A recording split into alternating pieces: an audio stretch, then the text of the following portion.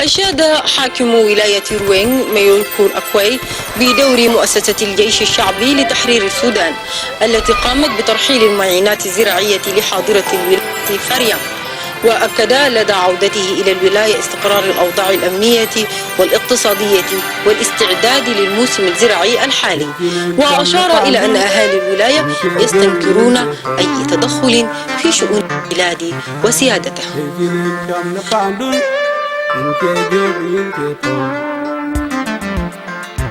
زيارة إلى جوبا كانت زيارة مهمة خالص. بدأنا فيه مع بعض الدستوريين من الولاية أيام وزمن كان لصالح الولاية، لأننا عارفين أنه التأسيس بيحتاج لربط علاقات وبيحتاج برضو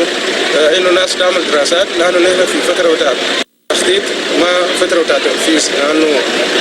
كولاية جديدة ما في أحد يحصل عشان نقوم بالتنفيذ، لكن ضروري إنه نربط علاقاتنا نجمع معلومات عشان نحن نخطط للفترة الجاية. برضو أنتوا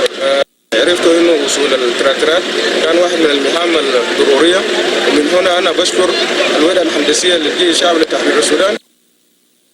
The government and the people of Ruweng State have condemned and rejected the AU proposal to impose armed embargo and deploy more foreign troops in the country. Governor Monjul Kur Akwe made the assurance in the state capital, Panriang, on Saturday after visiting national capital Juba. The governor briefed his ministers and the people of Ruweng on fighting that took place in Juba earlier this month and expressed allegiance to the President of the Republic. The governor also congratulated the President for appointing Taban Dengai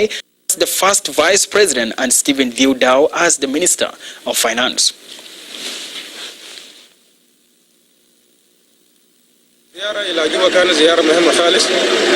بدأنا فيه مع بعض من الولاية أيام وزمن كان لصالح الولاية، لأننا عارفين أنه التأسيس بيحتاج لربط علاقات وبيحتاج برضو إنه الناس تعمل دراسات، لأنه فترة بتاعت التخطيط ما فترة بتاعت تنفيذ، لأنه كولاية جديدة ما في أحد يحصل عشان نقوم بالتنفيذ، لكن ضروري إنه نربط علاقاتنا نجمع معلومات عشان نحن نخطط للفترة الجاية. انتوا عرفتوا انه وصول التراكتورات كان واحد من المهام الضروريه، ومن هنا انا بشكر الوحده الهندسيه للجيش الشعبي لتحرير السودان.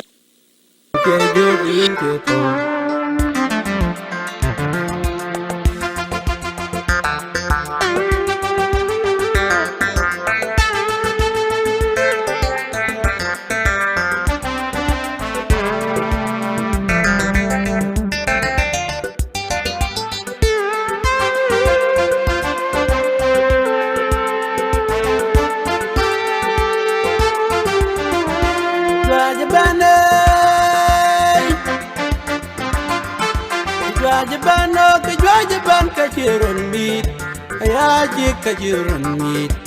a jagang kajiran on major town, and you walk yell about it, Pandan Rianga, and you well Pandawa, and you back Pandarian, Pinchok Park, Panugwe.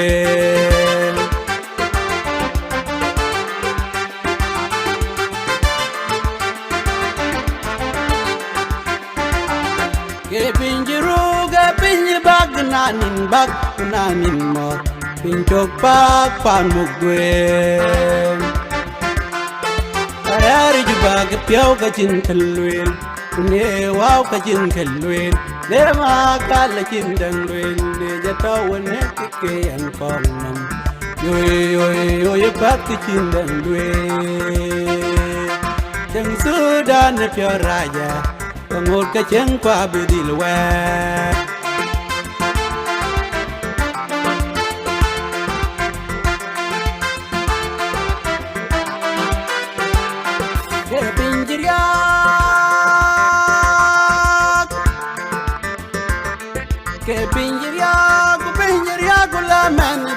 ke dia wuchoi wada kabya o mada kabya ke pinjiriya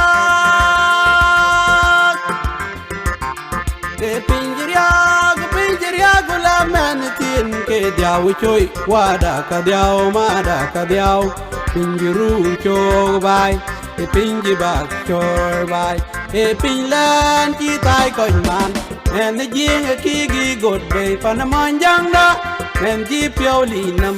cho cái pyo pin mo pyo ke pu ki dik son ji pin ngu ko len cho pyo ke pu ki dik son ji pin ngu ko len cho pyo ke pu ki dik son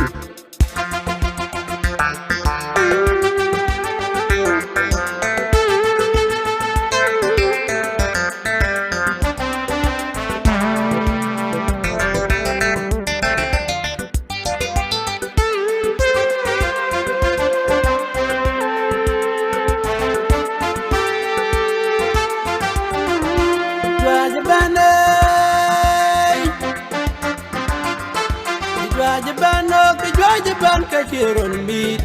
ya ji kaciron mit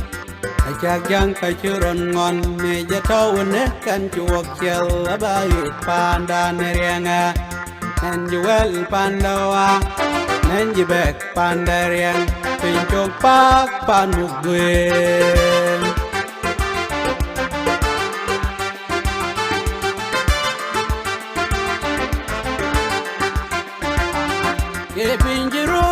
pinji bag nanin mor pinjok pak panuguen arari jibag piao ka jin kalwel ne wow ka jin kalwel le ma kal jin dang lwel le jataw ne ke an kon nam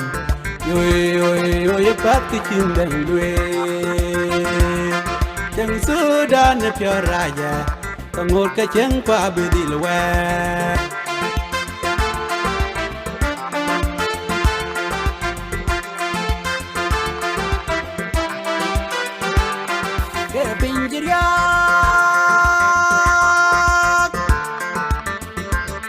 ke pinjiria gula man tin ke dia wuchoi wada ka dia mada ka dia ke pinjiria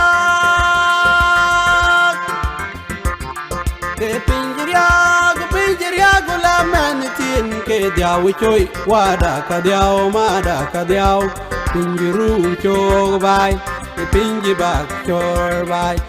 pinlan chi tai ko man nen the jing a ki gi god be pan man jang da